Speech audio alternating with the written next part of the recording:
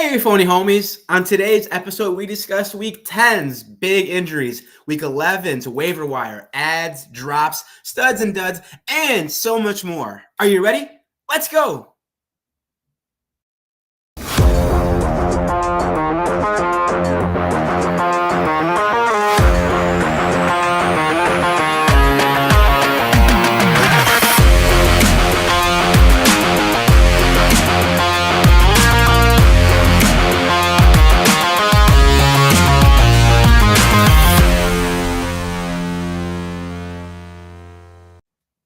Hello and welcome to another fantastic episode of the Fake Football Guys Show. I'm your host, Giancarlo Campos, and alongside me is the greatest co-host of all time, recent inductee of the co-host Hall of Fame, Dustin DL Lingaman. What's up, DL? What's up, man? I made it. You did. I made it, and now I'm awesome. That's right. How that you? Speech of yours was great at the Hall of Fame. Thank you.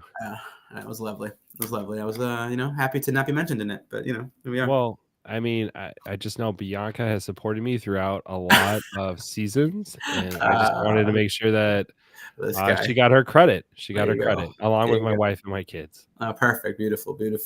Anyway, let's remind the phony homies at home. As a reminder, you can follow the show on Twitter. DL, where can they follow us? Tweet FFG. That's right. And if you want to send us a question, please remember to use the hashtag Ask Us FFG. That's right. And if you choose to send an email, that's awesome. We respond to emails as well. DL, where can they send those emails?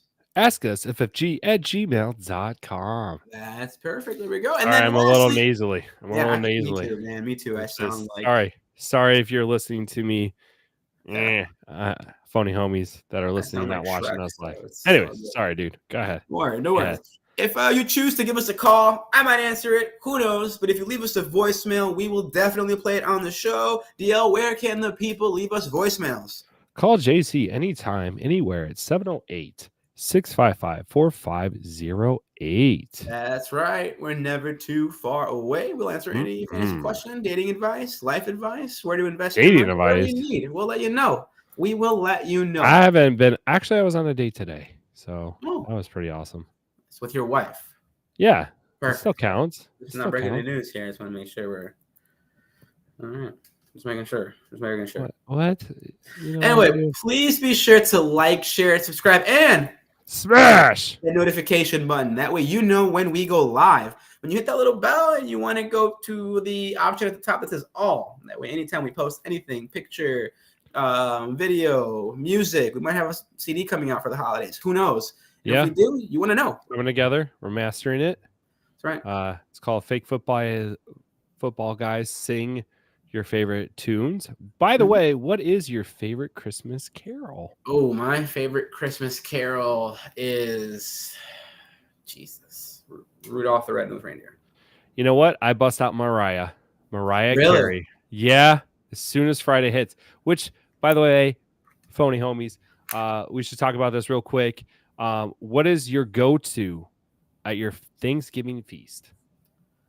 Oh, that's a really good one, actually. Like, what brings back the memories of you being a little cholo? A little cholo. Back when my cholo days, when I had my high socks, I think, and I did my little... Oh, little Nino. My little Nino, yeah, exactly. My little Nino, not cholo, this guy. Sorry, dude. No, it's okay. Don't worry about it. I was born and raised in East LA, exactly. No, what was my favorite Thanksgiving food? I liked it all. I think I like making like sandwiches out of turkey the next day. I think I like that a lot. But I'm a really big like dessert guy. I like desserts and shit. Which ones? Like, are you talking basic like pumpkin pie, or did your grandma make something like chocolate cake or chocolate fudge cake? No, we definitely never made any like pie like that. Although I like apple crumb. That'd be cake. Like vanilla ice cream. I'm a big fan. No, okay, let's just go with something simple. I'm a fan of like the mac and cheese. Baked. Yeah, like it's not white people mac and cheese. It's like it's more like black people mac and cheese. That's what's up. Yeah, man. I had my first. Lord have mercy. Okay, moving on. What about for you? Okay. So I think my go-to to remind me of when I'm like a little Dustin would have to be the green bean casserole. Oh, nice. I've Always never like, had that. it's not like it's kind of weird because I always put a little on. It's not like, oh my god, but it's always like I need, you gotta put a little on. And the cranberries, not like the fancy cranberries, but the ones from the can where it's like chopped up, like Yeah. you can see the like dents from the can. That's probably my favorite too. Okay, that sounds pretty delicious. I'm not Yeah, gonna lie. yeah, okay. Yeah, the can where it's like All all right, like blob, like kind of. yeah. Well, some people get fancy, like drop a little like cranberries. Nah, dude, just give me Nah, some yeah, all nah. I'm like good on that. No drop thanks. that stuff and let's go. Exactly. All right, DL. Well, as always, we have another jam-packed show for everybody. Yes. We also have a special guest. Again, who would that be? Making his return to the Fake Football Guys, Michael Hall. He hates when I call him by his full government name, but there he is. Hello, Michael.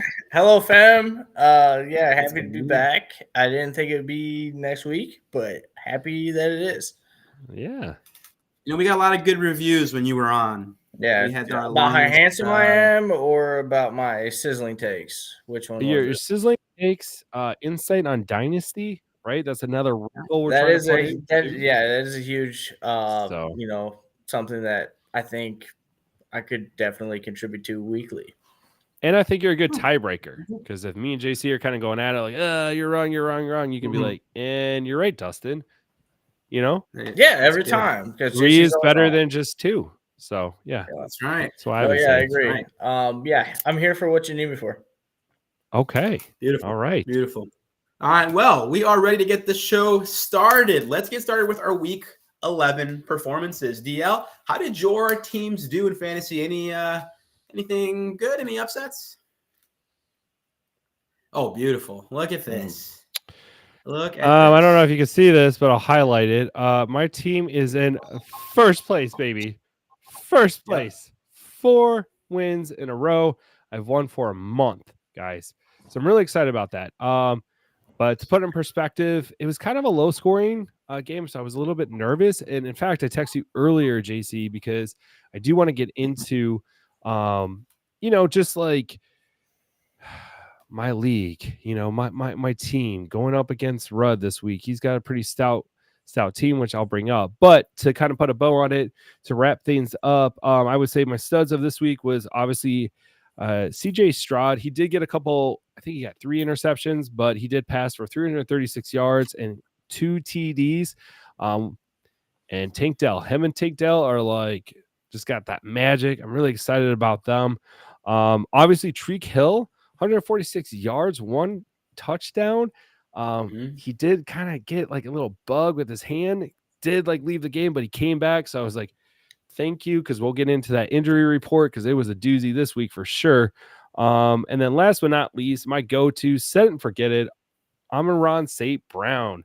77 yards receiving, 1 TD, but like dude has put up double digits in every single week. Like, you talk about consistency, you talk about somebody who can't, that once again, you could just set it and forget it. He's my guy. What do you got, Mikey? Yeah, I have a point on that. And I think that people that have played fantasy for 5+ years will resonate with this. He is the Michael Thomas of that right now. Like, you remember prime Michael Thomas? He was going to get 8 catches, 80 yards, and you hope for a touchdown. Like, that's like he gets almost 50% of their targets. Like, Jared Goff loves Amon-Ra St. Brown, and he's going to get volume. You just got to hope for production from the volume. But even in a PPR league, you can't. There's absolutely no scenario where you ever consider even maybe Amon-Ra might be like low tier wide receiver 1, but he's always wide receiver 1. Dude, even in like if you watch that game, which I'm sure we all did, I was at a baptism. I didn't even watch the Bears game. That's fine. But like my whole thing is that the dude was covered. Like he was on the goal line, and Jared Goff's like, well, this is my only shot. Fuck it, he's down there somewhere. Yeah, he's got just like he was covered by like 3 other people, similar to Tariq as well too. If you saw that game, dude had like 4 or 5 guys around him, and like Tua is just like, oh, there you go, and the guy took off. He's a cheetah, but Amon-Ra St. Brown, like I've been high on him all season long. He doesn't disappoint. I think he's going to come up big against the Green Bay Packers this week as well. Just want to throw in the comments real quick. We got somebody tuning in, Zach Johnson. That is my brother-in-law, and he's wondering the Bears cannot afford to lose this week if we want any chance at the Super Bowl. Thanks, Zach. Thanks. I like Zach Johnson. I do too, man. Super Bowl playoffs. Yeah, let's just hope. Playoffs. Let's just honestly hope that. Let's just hope that they keep Justin Fields and they keep building and get rid of their offensive coordinator and their coach, like in mid-season. That'd be cool. Anyways, JC, what about you, man? How was your week?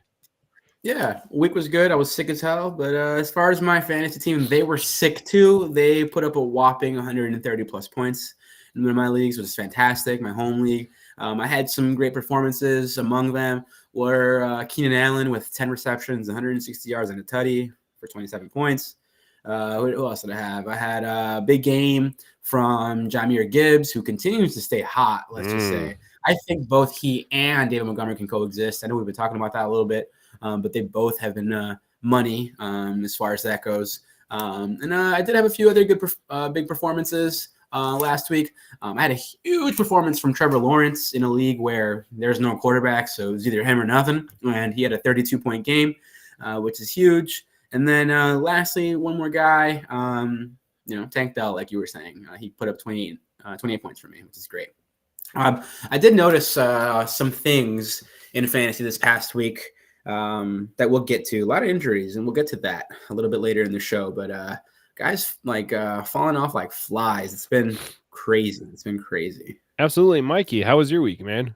You're a part of this. Yeah, so I guess what about you? No pressure. I only have 3 leagues. I would say that my most importantly to me is a dynasty league that I'm rebuilding in it. It's year 7. I have won the championship, and now I'm rebuilding. And I was hoping to lose because I had DeAndre Swift against Jalen Hurts.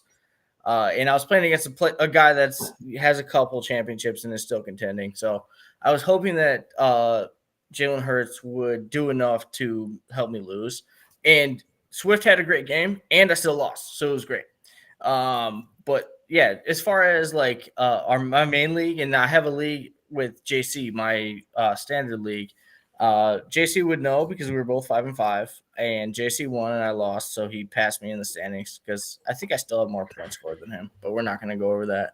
But that is a league that everyone put in $100 to play. So that is the one that I'm going to try to focus on, unless we want a dynasty aspect moving forward. And if I'm going to be involved, I'm going to use that league as my talking point moving forward. Cool. That's cool. I'm in first place in that league, but yeah. No, you're not. I'm in first place in our league. Here's the thing, boys, and I'm glad you're bringing this up. There's somebody that's 8. Never mind. No. I'm 7-4. You're looking at the wrong league, my guy. The one that we're in together? Yes, sir. No, we're in one league together, and you are not in first place. All right, let's start talking about me. Yeah, Justin. So I'm finally in first place, but I am kind of nervous, right? Because the last couple of weeks I've been playing, obviously I wouldn't say less than, but definitely people that I could overcome. This week, I'm going up against John. He's got a pretty strong lineup. He's got Justin Fields, Keenan Allen, DJ Moore, which I think that was a one shot and bust. Barkley. I don't know.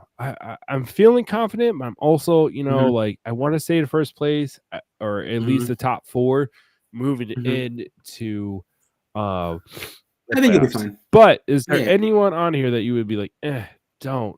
Maybe you should reconsider. Like Garrett Wilson, I'm almost close to dropping him. I really am, dude. No, he just can't drop, but definitely a bench. Yeah. All right. It's a 10-man league though, so I get kind of what he's saying a little bit, but yeah, I would bench him. I wouldn't drop him. And then there's an outside shot that Aaron Rodgers comes back. So I don't know. He has nothing to play for, so I don't know why he would rush back. But even if he played, 3 seconds. 3 seconds. I do need to eat my fucking crow. Jay is in first place at 7-4. Everyone is bunched at the top. I did not realize that he was at the top, but yeah, it's a bunch of 7-4s and 6-5s, and same with our league, man. It like our home league or my home league, like we're all like right there. Like literally, I think JC has the most points. I've been hot. He's like the last few weeks. He's beaten Jay, do you think you have more 40 points than me in that league? Should we do a little raffle right now, or a little? Nah, no, that's not even about us. It's less about us and more about the people. All right, yeah. So we'll go ahead and continue. Yeah, absolutely. Let's get to the notes here. The biggest note that I want to kind of start things off with is that Shaquille Leonard was released by the Colts. He's actually hit the waiver wires, or the waiver wire, I should say, in real football, not the fake stuff. So, Darius Leonard, for those who don't know, yeah, he changed his name at the beginning of the season, so it kind of threw people off. It doesn't throw me off. Call him by his name. He's got a name for a reason.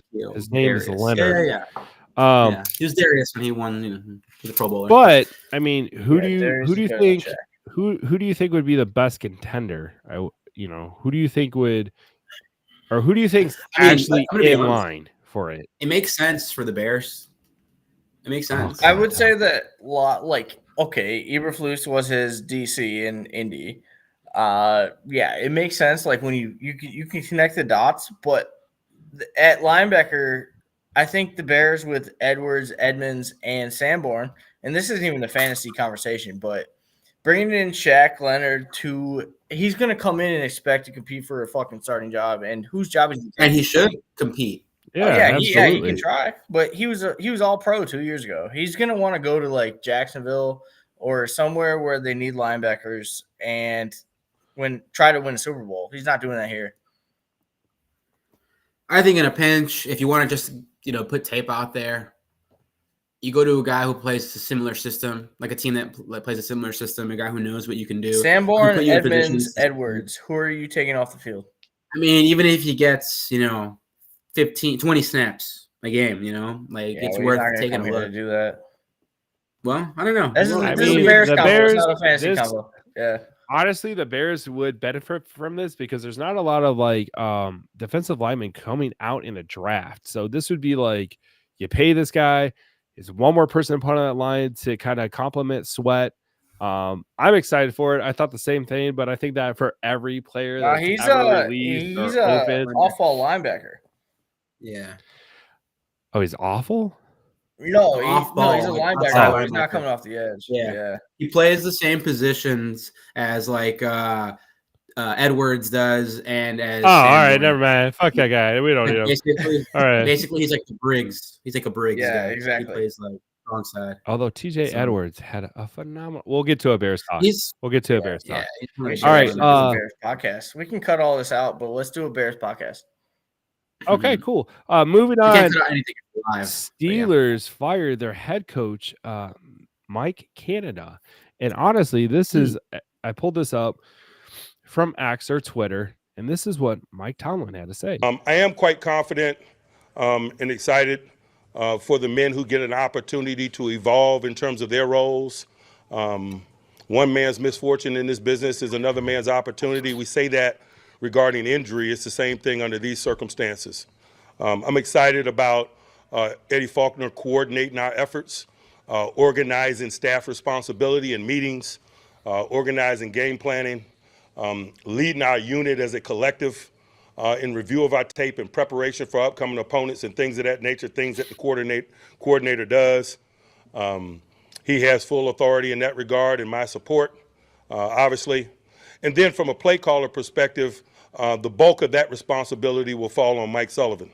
And that's also a really natural thing because he's done it in 2 different locations in the National Football League. He has tangible experience.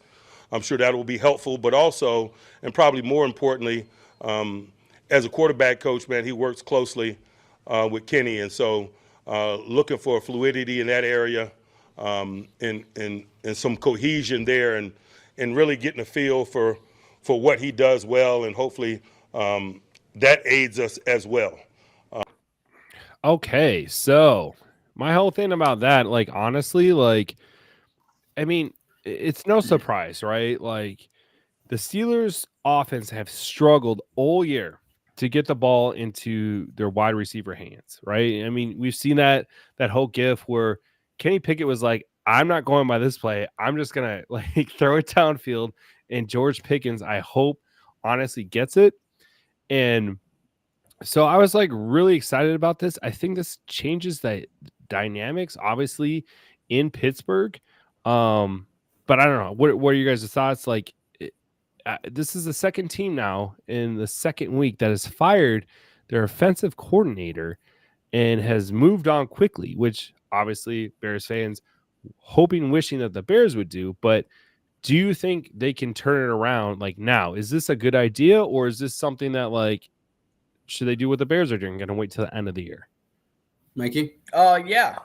Actually, I have a very first-person perspective of this because I traded for George Pickens in the offseason. I traded Javonte Williams and a third for Pickens and a future third.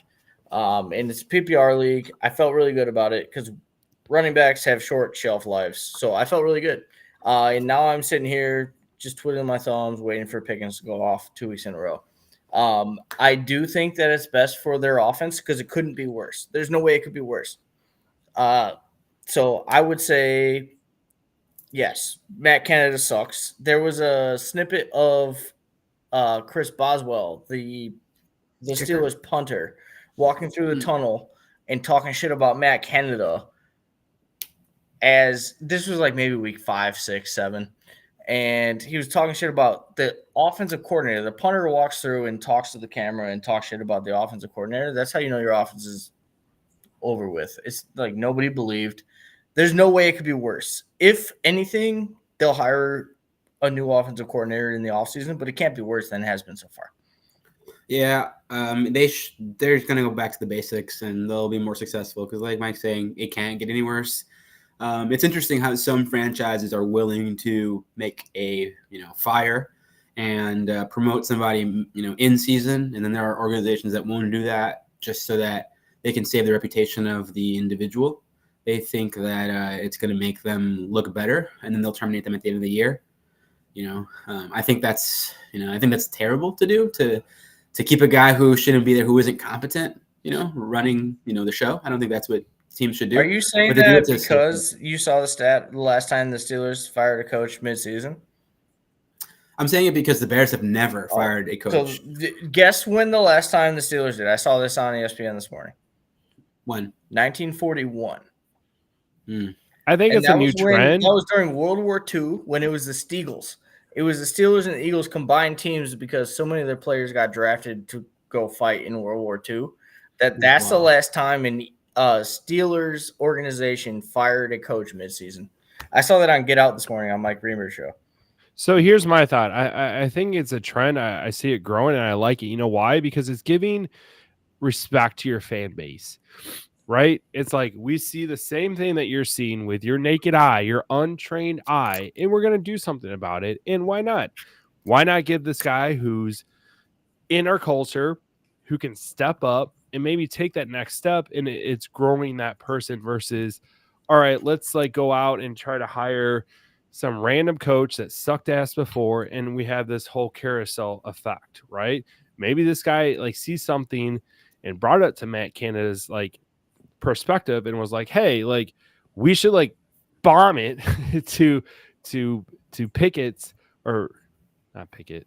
Pickens. Yeah. Pickens. And see what happens. He's like, nah, we're not going to do that. We're going to throw underneath. We're going to run the ball. And he did it. And it's like, see, I told you, right? I mean, how you've worked at those places, right? Where you're like in the trenches and you're telling your boss like, hey, we should really do this. This could actually help our business, our team, what have you. And there's like, nah, I'm smarter than you and blah, blah, blah. Right. So I really like this aspect. I think it's great. I think it puts everybody on notice. Like, hey, we're not going to put up with your bullshit just because we're halfway through the year. Like we're trying to do something. And I think once again, it helps with that fan culture. Martellus Bennett just came out. Oh man, scorched earth recently and talked about the Bears, saying that like they're trying to rebuild the 1985 Bears. Like they're still stuck in like that mold. And I was like, sorry, Dude. Dustin. I don't mean to interrupt you, but my problem with Martellus making comments is that he was only a part of the Mark Trestman Bears. I don't give a fuck. Don't give a fuck. He's a player. He played for him. Yeah, but He's but that's the exact opposite of what Mark Trestman was doing. Mark Trestman was trying to do Mike McDaniel. He just couldn't do it. Mark Trestman talked about growing the football. Yeah, but he was all about like offense and scheme and No, he was about like, we're gonna put like the offense and the defense together so they can grow their relationship. Like, dude, what the fuck? No, dude, win some games, bro. Quarterback next to a defensive end, next to a receiver, next to we're gonna grow the football. Mark Trestman tried to be Mike McDaniel before Mike McDaniel happened. He was just weird. I'm sorry. No, he was a horrible choice. Oh yeah, dumbass choice. Yeah, he couldn't do it. Anyways, I just want to get your thoughts. I thought it was kind of cool. I'm trying to flex my producer, muscle, and go that route. So, last but or a couple more things. Ravens have actually waived Henderson, so it makes room for Kyron Williams. So obviously Kyron Williams is back in the mix. He's going to be healthy. Last but not least, Saints place Mike Thomas on IR with a knee injury. He'll miss the next 4 games, which gives more upside to Chris Olave, which I'm excited about. All right, cool. We're going to move forward on to last but not least, just wanted to show this real quick. Justin Jefferson has been activated from the IR. He has 21 days to actually like suit up and get out there. Unfortunately, he's missed a couple weeks, and it's still not looking great for this week. So the problem is if you're an actual Justin Jefferson manager, like you may have to go another 2 weeks because they hit the bye. But guess what, phony homies? Justin Jefferson doesn't give a fuck what you think. All right. He basically said that like he's more concerned about his health, and he doesn't care about your fantasy, which, with all due respect, bravo, Justin. Bravo. Okay. So we're going to move on. Going to get into those injuries. There's quite a bit of injuries this week, guys. Obviously, we're going to start off with the Bengals quarterback. Joe Burrow suffered a season-ending wrist injury, which also came under scrutiny as well, too, because of the simple fact that you guys probably heard it, but there was pictures taken of him getting off the bus before that game actually started with something on his wrist already, basically saying that the Broncos knew something was up and they just decided not to report it. So I don't know if you guys care about that or if you wanted to elaborate on that. Oh, okay. It affects everybody fantasy wise. It affects Higgins when he comes back. It affects Jamar Chase when he comes back. And it affects Joe Mixon, who's going to see 8 and 9 in the box now because the quarterback they have as a backup is no good. Yep. So yeah, it definitely affects everybody in a fantasy standpoint. I would definitely try to sell Mixon if I have him. How? I would try to sell Higgins for whatever you can get, anything, because you're going to be a bench guy soon. And then Chase is a guy I would probably still hold. And if you don't have him, I think the owner might panic and you might will be able to get him for next to nothing, something, a flex guy maybe. And who knows, maybe Jamar can be stable still. I've seen plenty of bad quarterbacks with But hold on. I got to interrupt you real quick, JC, because most leagues at this point, like their trade clause. So if you still have that option to trade, you're saying go for the trade. What if, like in our league, the trade deadline for any managers was the 19th? So you can no longer trade with other teams. What are you doing with those guys? Are you just like straight up dropping them? Are you moving on from them? Are you benching them and seeing what the backup quarterback can do? Yeah, you can't cut them. When I give out fantasy advice, I usually think of 12-man leagues on average, not 10-man. I usually think 12-man. I think that's more universal. I got a 14 people league that literally the trade deadline ended this week. So yeah, I would fight to extend that a little longer because I just would. I just don't think it should have ended yet. But to each their own. Whenever they want to end it, they want to end it. But what do? You hold on. All you can do is hold. Especially in a 14-man when the guys on the bench are probably in the waiver wire are probably not any good. So I would probably hold. You can probably bench them. Just keep them there. So to wrap it up, bench them. Don't start them. And see what the backup can do. Okay, cool. Yep. Another season-ending injury, or hopefully not. Mark Andrews suffered an ankle injury. He actually hurt his fibula. He cracked it. And he's got another ankle injury on that too, and he had surgery. The coach actually came out and said there's a chance that he may actually come back towards the end of the season. So I just want to bring that up real quick. So he actually had it today with Charlotte specialist Roberts Anderson. Who cares? The procedure.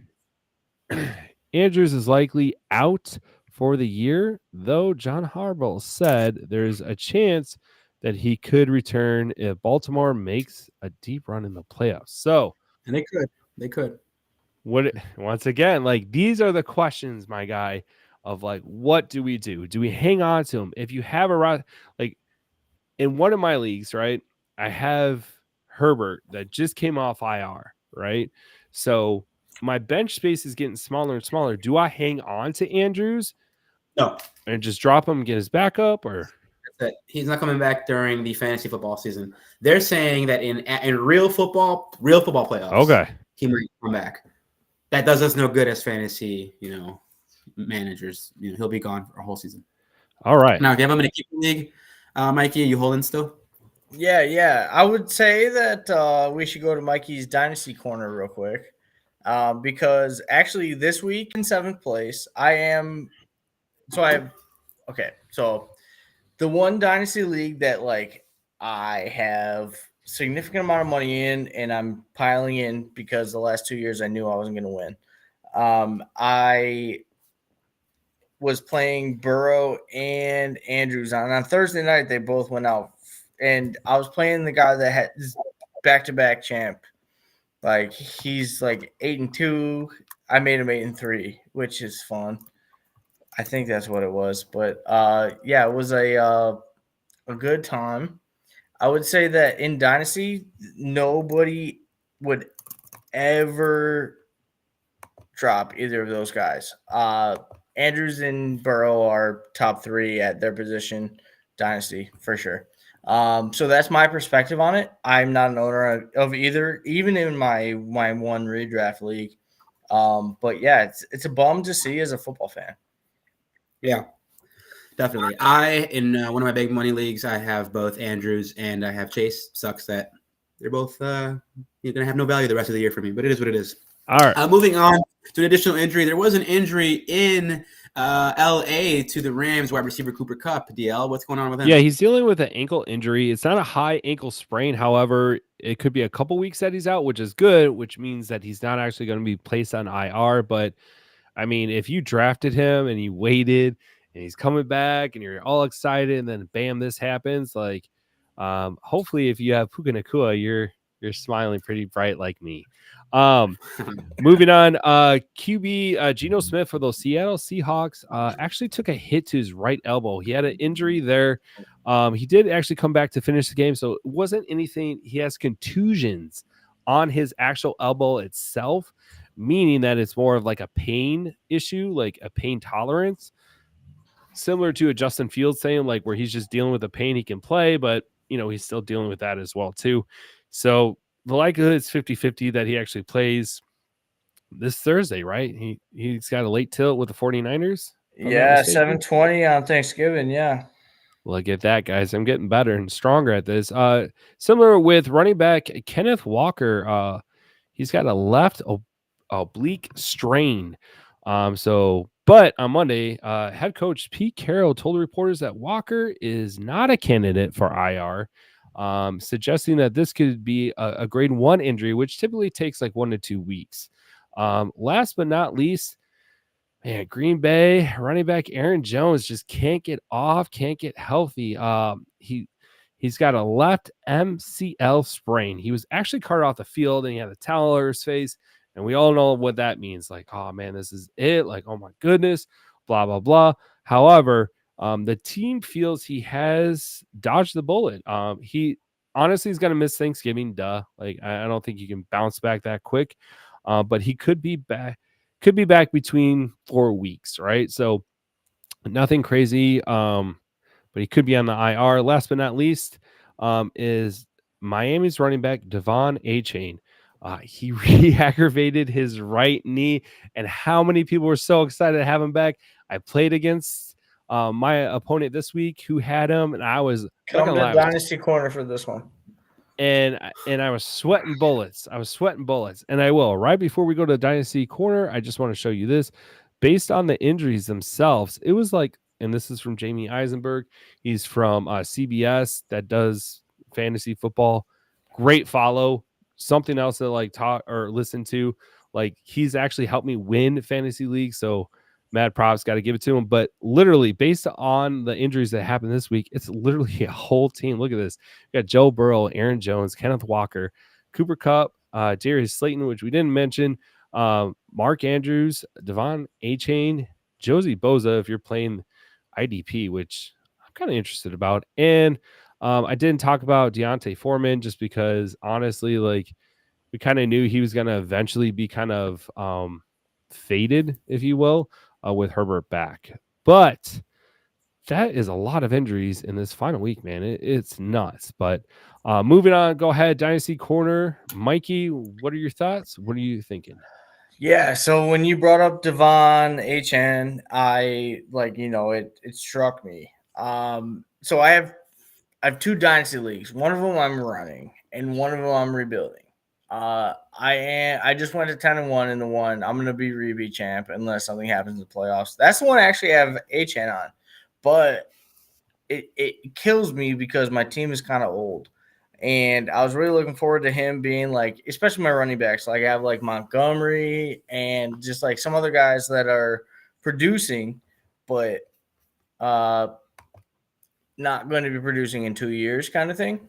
And I was really looking forward to HN, but 2 knee injuries on the same knee in the same rookie season, like, that hurts me. Like, Dynasty Corner, HN owners, we're hurting right now because 2 knee injuries on the same knee in his rookie year. It's just not ideal. And it was actually like I went 112. I won last year. So I went 112 and I went HN. And then I went 212, Tyjae Spears. So I have another young running back coming.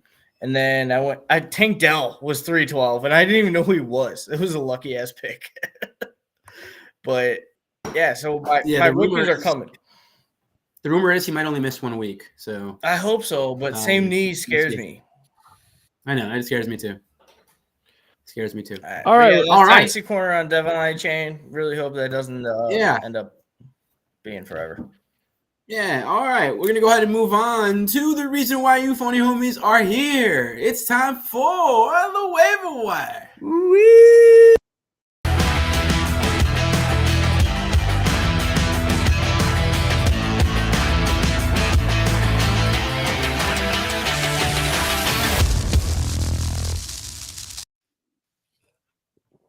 Yeah, all right. We're going to go ahead and get started with the running back position. The first player that we're going to go ahead and recommend that you add is the same guy we recommended last week, Devin Singletary. Now, Devin Singletary is 24% rostered. With Damian Pierce out, once again, he was able to step up, and he posted the best performance of his career. He had a 30-carry, 150-yard game with a touchdown on the ground, and it's suggesting somewhat that, he's definitely the guy there now. He is definitely very talented. We've seen it before in Buffalo. He was kind of, the diminutive running back, kind of the smaller guy, but he's a guy who could definitely have, high flex, low end RB2 numbers moving forward. Definitely a guy I would be interested in adding. He's the number 1 ad of the week. We'll go ahead and jump over to Keaton Mitchell, who is 21% rostered. While he only managed 4 touchdowns on 11 snaps, he did still out-touch Justice Hill and Gus Edwards. He is a very talented running back. We'll go ahead and jump over to DL. DL, any running backs that you recommend? Man, I was trying to pull a thumb gray about Damian Pierce to see if he's actually in or not. So give me a chance on that so I can flex. But out of these 2, I would definitely go with Devin Singletary. Honestly, like, he's having a game, dude. Like, there's even been talks about, like, even with Damian Pierce coming back, that, like, are you really going to start him? And the question is from the coaching staff is yes, they're going to start Damian Pierce. So that's something that you want to monitor, even though that Devin Singletary has been crushing it, dude. Like, I'm really excited about Houston. They're like that weird underdog coming in. So if I had to choose between the two, I would definitely roster him. It's getting kind of scarce. You're going to notice throughout all of our waiver wires or suggestions. There's not a lot to like really grab off the scrap heap. But yeah, I would go with Devin Singletary if you can. And then Keaton Mitchell, I mean, with Gus Edwards, man, what he had like two tutties last week, bro. Like, I mean, they're really high on him. I think Keaton Mitchell may be a boomer bust kind of guy, to be honest. Yeah, definitely. The last guy I probably would recommend trying to add is Noah Brown. Still, definitely, I think he has a little bit of appeal. I know he's the third option there for the Texans, but you never know. It wouldn't surprise me if he supplants Nico Collins as a number 2 there. You never know. Noah Brown was decent with the Cowboys. I don't know if anyone remembers that, but he was wide receiver 2 to CD last year. That he was. We're gonna jump over to the tight end position, DL. What do you got for us? Oh, we're not going to talk about wide receivers. Okay, cool. So, obviously, I think the biggest pickup this week would be Isaiah Likely, right? Because with Mark Andrews going out, he's the next guy up. I would say what was it? He's got big upside, right? The last 5 games, he was a part of 67% of the snaps, right? So they're looking for him, they're passing to him, they're targeting him. I think he would be honestly like a low end tight end 1 weekly. So I would definitely target him for sure, without a doubt. That's your guy, especially if you missed the boat on Trey McBride. If you missed the boat on Cade Otton, which is my next pickup guy. He's still only 20% roster. Now, he didn't have the biggest game last week, but Tampa Bay is going against the Colts this week. They're playing in a dome. I would say the Colts give up the 15 most points to tight ends. And I think it's just going to get easier as the rest of the season goes on. Definitely a guy that I've managed to snag as well too. And then if you're really desperate, especially in those deep leagues, I would go with Donald Parham. Thank you. Parham Jr., 18% roster. Jared Everett is dealing with a chest injury, right? So something to monitor. He may or may not start, but if he's not, Parham could be a quality replacement option going against the Ravens. Herbert honestly is going to need all the resources he can have against that Ravens defense. He's going to have to get the ball out. I don't see them running the ball a lot this game. I think they're going to be playing from behind, especially the Chargers secondary, not the strongest. So, I think everybody. Yeah. You agree with me? All right, cool. Yeah, sorry, didn't mean to interrupt you, but Chargers Ravens, I'm really excited for. It's gonna be a shootout. Okay, cool. And then I'm going to go to our QBs. Now, this is going to be kind of shocking to most of you phony homies. Gardner Minshew, 29% rostered. I think he's a streamable candidate this week. Out of the four of the past 6 games, the QB is going against Tampa Bay. And those that have gone against Tampa Bay have actually scored 26 points. So I feel like he's a good streaming option.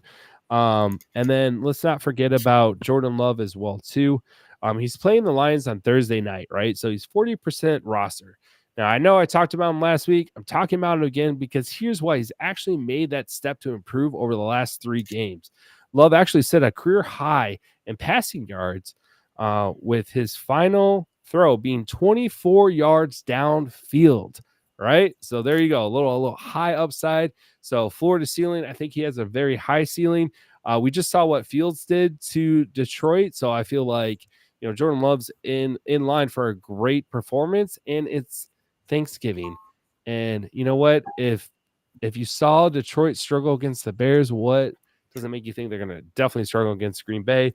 Last but not least, I'm hoping and praying, fingers crossed, Derek Carr is coming back He's 41% rostered. He should pass concussion protocol, which is great. And he's going against the Falcons. I feel like obviously they give up the 6th most points to QBs. He's got Chris Olave. He knows the system. I'm happy to see Derek Carr back. Oh, okay. You guys don't agree with that, but cool. I'd rather have Jameis Winston. Derek Carr, bro. Yeah, give me Jameis Winston. I agree with blocking you. on to Olave and throwing 15 times. No, miss me with Derek Carr. If I'm starting Derek Carr, I might as well just not. Oh, so you guys are all in first place too? It's less about the quarterback and more about what they do to the other fantasy guys. I don't think Derek Carr helps a lot of. I mean, I've never seen a Dennis Quinn offense. I know he's a defensive guy, but like he was with the Raiders and he's with the Saints. When has his offense ever been good? He doesn't know how to hire offensive coaches. They've never been good. Yeah. Anyway, I do want to jump back over to the running back and wide receiver position. Apologies for this. I was reading last week's information. Yeah, because you're just trying to hurry up and watch some crappy soccer game. Yeah. All right, go ahead. So I do want to let you guys know the first running back that I'm going to go ahead and recommend is Zach Charbonnet. He's 34% rostered. Yeah, it is. Why are we talking about that? Yeah, thank God. Finally, time to unleash the beast. He has been stashed for way too long, and with Kenneth Walker suffering his current injury, his oblique injury, as Dustin alluded to earlier, it is now Charbonnet time. He is going to be great, I think. And I think he's a legit getting a little ruffled up. He's a legit RB2 this week. Yep. With some crazy upside, honestly. I agree. I agree with that. Dustin, I'm sorry. I need to speak on the Dynasty corner real quick.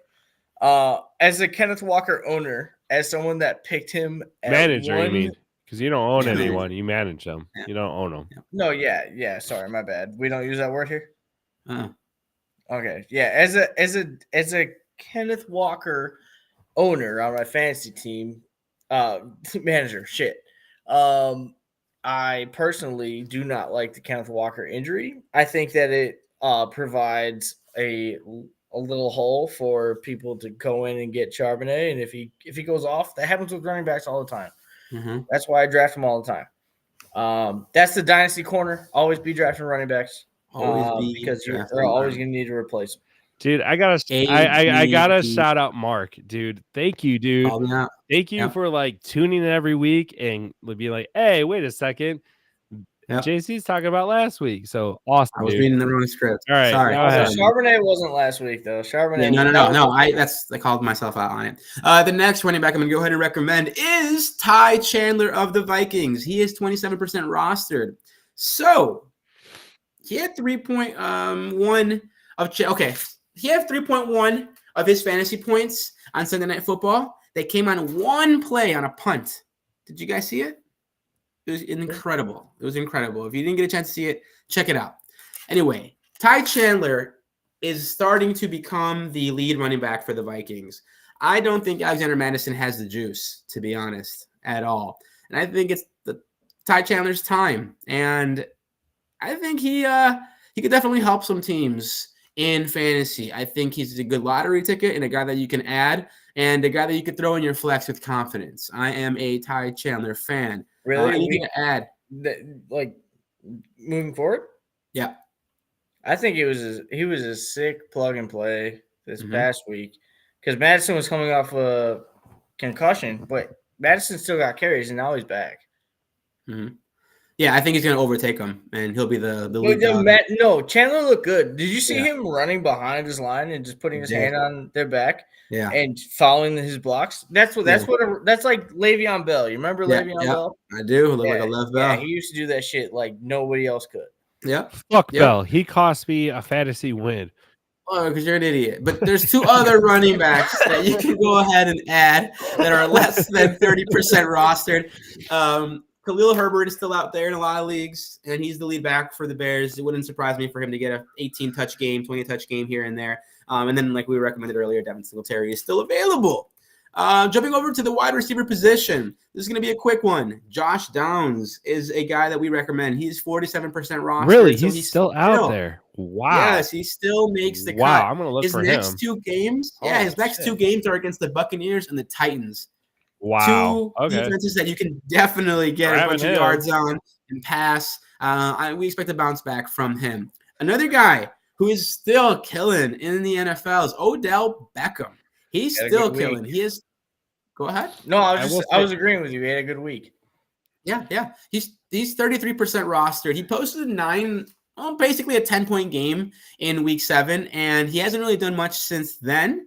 But I think it's time for him to be another wide receiver 3 consideration moving forward in fantasy. Another guy that had a hold on. game. Time out, because I gotta say this, phony homies, be sure to check the practice, because I want to say, let me pull it up. He's dealing with something. He has an injury. Give me a little bit. Okay. While you do that, so he left Friday. His left. Friday. That's what matters. No. Yeah. Left AC joint sprain, likely to play week 12. OBJ caught a deep ball on Thursday night against Cincinnati. When he did, he landed on his left shoulder with the defense body weight falling on top of him. The mechanism is a classic for a spraying of the AC joint. So something to monitor. Just want to throw that out there before you waste your waiver or you spend a lot of your fab on somebody that could be injured. Go ahead. Yep. Well, here's my take is Mark Andrews is out. That's 10 targets a game shared among receivers. Definitely could see Odell Beckham. And he's doing a lot better than like Zay Flowers for sure. Yeah. Gotcha. Yeah. Another guy who had a huge breakout game is Jaden Reed over in Green Bay. He is only 32% rostered. They use him in a number of different ways. It's interesting to see how they use them. I definitely think Jaden Reed will also be a factor moving forward in fantasy. Is that a wide receiver 2, 1, or flex? I think he's a wide receiver 3. Okay. 2-3. I think he's a guy that, that will have, upside here and there. In a lot of leagues, we do 2 receivers. Some leagues do 3, but he'll be a flex player. Yeah, he's rosterable for sure. If he's not rostered, roster him. So you would start him against the Lions this week then? It depends who else is on my team.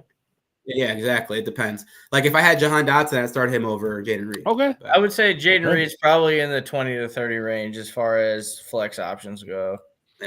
Yeah. So so we heard Dotson, right? Jahan Dotson, you start him over. Who guys else? In that range, like but you got to who would you start him over? I don't care who's in his range. I want to hear like who, like if I have a roster, a lot of guys. Who would I would start him over?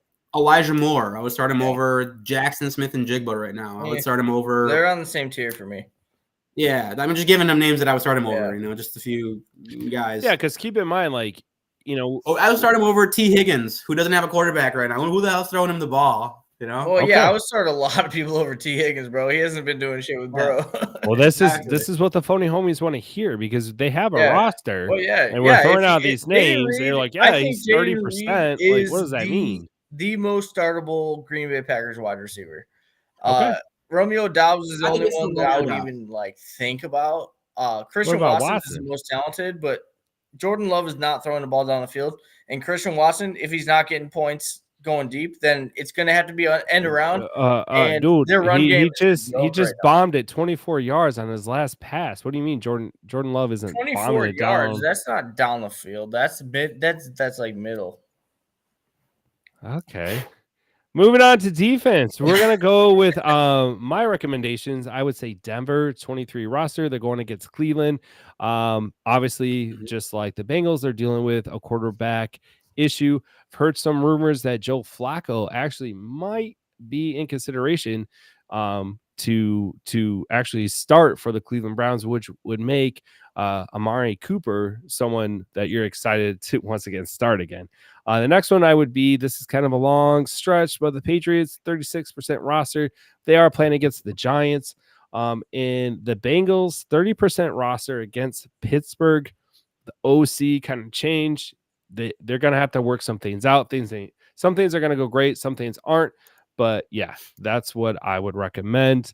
Let's see. The Dolphins are 50% roster. They're right on the mark right there. I was going to say them too, but I'm just thinking like what's actually available that you could like throw in there. If they're available, they play the Jets.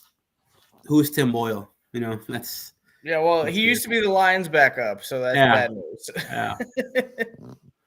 Flexing that nice. Oh, nice jacket. What's your shacket? I don't think it's a shacket. I think it's like an actual. Oh, you got a vest. Oh, you're rocking the vest. I got a vest. No. It's like an actual like shirt. Little... Wait, do you guys know who Lord Goose is? Is that a IMS person? No, that's one of my boys now. But he's awesome. For sure. Thanks, Mark, for calling us out. We need it. Holding us accountable. Mikey. Yeah, I think we're disagreeing. What were we disagreeing about? It was Jordan Love, dude. You're like saying that he's not throwing it down the field when I just made this huge stat about how he's improving and how he's actually throwing it downfield. And they're like, oh, it's all full. Okay. I'll send you the game. You can rewatch and then maybe next time you'll know what we're talking about. All right, moving on to our studs and duds. Let's put a bow on this. Go ahead, JC. Who's your stud of this week? Thanks for letting me pick studs and duds first. I really do absolutely appreciate you. You're welcome. My first stud, and this one's going to be a really easy one. I don't think this one should come as a surprise to anybody. Here we go. I have a sneaky suspicion that we're going to have a huge Jonathan Taylor game this week. Yep. The Colts take on the Buccaneers, and I think it's going to be the breakout Jonathan Taylor game that we've been waiting for this season. One of my next studs that I have coming up is another interesting name, one that I don't think a lot of people are considering, but I think it's time for another big DeAndre Hopkins game. I think that D-Hop's going to go ahead and torch the Carolina Panthers. Yeah, I would agree with that. And yes, Lord Goose, 24 yards. I mean, that's progress. Okay, it's not to a like greatness, but it's better for him. Okay, maybe you should start and actually watch a show from the beginning. Maybe you have a little bit more content. For me, my stud is going to be Cade Otton. I think going against. Oh wow. Going against Indiana, they give up the 15 most points to tight end positions. They're actually playing in a dome. I think Baker is gonna definitely like ball out a little bit more. I think he has to because they're getting up to that cusp of will they make the playoffs. Another, I would say, I mean, this is kind of stupid but obvious, but Tank Dell, I think he's gonna have another great game as well too. Okay, nice. Another big Tank Dell game. Mikey, what do you got as far as studs and duds? All right. Who do you expect to have a huge I have one that, game? like, honestly, I've been riding him for a few weeks, and I think he just goes under the radar, especially because his team hasn't been doing – I mean, they got beat pretty bad by a bad team last week. But I would say that Brian Robinson is 100% under the radar. I like that. He is. I like that. Especially with the Dallas pass rush. If you look at Brian Robinson's receptions recently, he's catching like 6 passes a game. You think that with Micah Parsons bearing down on Sam Howell, he's not going to be looking for a dump off? Like, Brian Robinson's going to go off this week. I told you. I like that take. Yeah, no, really, they're not going to have any time. There's no pass protection. He's going to dump off to Brian Robinson a lot, and they're going to lose by like 24. But he's going to get points. And then I don't really have a dud. I didn't really 100% prepare. Well, I mean, if you listen to me, you might win your league this week. And then, duds wise, I would say like the obvious bad matchups. Like, I didn't prepare for this segment. Hate to ruin the production quality, but neither did we. Yeah, I know. I got a phone call. Take somebody and go. Started filming. But I would say, okay, yeah, I got one. I would say Alexander Madison because the Bears are stopping the run better than most people recently. And Ty Chandler's getting a lot more touches. Even though Madison was active last week, Ty Chandler looks like the better running back. So I would say don't start Madison unless you have to. That's a really good one. I like that one. DL, you're dud? I mean, I want to be honest, like Garrett Wilson, that's kind of easy. Duh. Somebody else that I'm kind of, on the fence about would be make sure I'm saying his name, Javonte Williams. Just really haven't, I mean, he against the Browns, obviously. He had a decent game against Minnesota, but I just, since his injury, I haven't really seen him actually come back with like guns a-blazing, right? Like, and I get it. Not everybody heals the same way in all of this, but I thought like, and a Sean Payton offense, he would be like, all right, this is what they needed. So I'm not really excited to start him or even flex him, to be honest. Going against Cleveland, like Cleveland's stout, and this is not the game to roll the dice with Javonte Williams. Gotcha. My quick dud here. I just traded him away last week on a bye. He hasn't been as great as I thought, the last 2 weeks. So I was a little concerned, and I traded him away. Bijan Robinson is taking on the Saints. And it's a really good defense. I'm a little concerned that he's not the top 5 to 7 running back that I thought he would be this season. And Atlanta's a bad team. I just don't think Atlanta is, what bad teams start to do with their young players is kind of hide them and like kind of put them away for So and they put some other guys out there. I just, you want to try to get guys who are on good teams that are expect to be in the playoffs. They're going to get a lot of run. I think he'll be a dud. Yeah, I agree with that too. Just because like with the small sample size that we've seen throughout the year, like I thought he would, like Jamar Gibbs. I thought he would get like that kind of role. Like, all right, cool. Like the first half we didn't see it, better. but like he's better. He should be. Arthur Smith. That's what I'm saying. Arthur Smith. If Arthur Smith is the head coach of the Falcons week 1 next year, then that is an atrocity to NFL football because he has no idea what he's doing. I do not give a fuck about the Falcons, but he so clearly he benched his second-year quarterback that had like 4 career starts for Taylor Heineke, who was starting in the XFL 2 years ago. Oh, hold on. We're a Taylor Heineke pod. Oh yeah, I'm for Taylor Heineke. Because you're talking about a Taylor like that. No, God damn it. We got Jersey. Your young quarterback for Taylor Heineke, then you're giving up. You're tanking. But he obviously isn't tanking because Taylor Heineke lost 2 games. He's like, oh, maybe we should try Desmond Ridder. Oh, you fucking idiot. Taylor Heineke is the best quarterback. He should be a QB1. And I will say this. That's bullshit. He got injured, bro. That's why they had to go back. He can't find a way to get Kyle Pitts the ball. Never fucking wanted Taylor Heineke. Taylor Heineke should be a backup for a Super Bowl. So Desmond Ridder is a better quarterback than Taylor Heineke. That's what you're saying right now. Are either of them the future of the Falcons? I mean, I would take Taylor Heineke over Desmond Ridder in any given Sunday. Head coaching job, but maybe the future of that team. Maybe their future is here in Chicago. Maybe I don't think either of them are the future, but you got to figure out what you got in Ridder. Don't put that juju on us. Don't do that. I mean, I don't want to put it on. You already know my heart's broken. Why would you do that? I'm the number one destination. He didn't even say that. He didn't even say that. That's the number one destination. I don't think so. I think they're going to keep. Based on the performance that happened last week. Let's go. Let's do a Justin Fields with the Lions. I think they're going to hang on to him, and I think they're going to draft more of a lineman. Like I think they're going to like clean house, and that's that. Ew. Oh. Well, anyway, that's it for today's. Hey, don't trust that. Phony homies. Don't trust it. Remember to shoot your start sit questions to us on Twitter by using the hashtag tweet FFG. No, actually, you can hit us up on Twitter at tweet FFG. You can use the hashtag AskUsFFG. Man, JC's like really like in a hurry.